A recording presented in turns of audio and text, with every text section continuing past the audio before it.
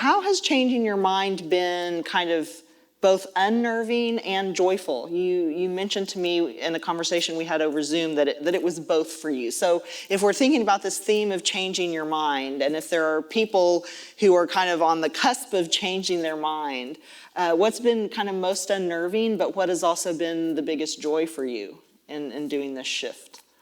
Yeah, I became a Christian when I was 41, and I just thought, 41's not that old. My students think it's ancient, so does my daughter, but it's not that I thought of myself as sort of ancient, but I thought that, I don't know, I was basically settled. Like the big questions about who I was were more or less settled. And it's just tremendously exciting that might not be true.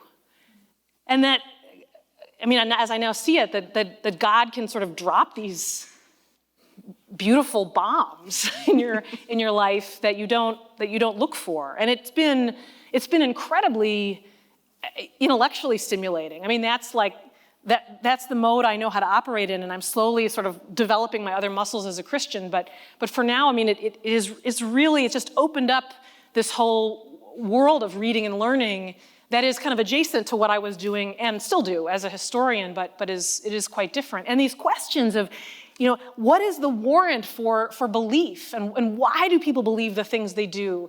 And what is the right balance between preserving a respectful strangeness between ourselves and people who lived in the deep past, and also recognizing our common humanity? These are incredibly interesting questions. But the flip side of that is that, when you're in your early 40s, everyone in your life pretty much thinks they have you figured out. And so when you make a big change like this, it throws people for a loop.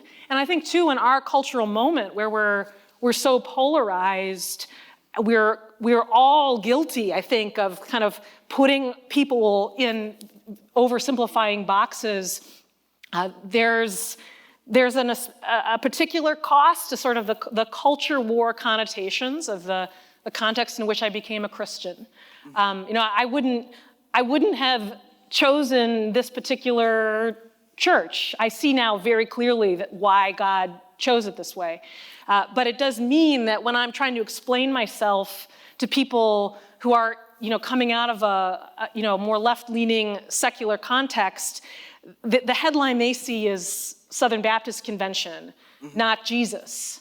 And it's hard to negotiate that. But part of why I decided to speak publicly about it is because I'm worried about intellectual diversity, especially in our universities. I'm worried about the very oversimplified ways we view each other in America. And I thought, well, gee, if I've had this experience where I'm now just a sort of weird person who doesn't fit neatly in these usual boxes, maybe it's helpful for me to talk about it.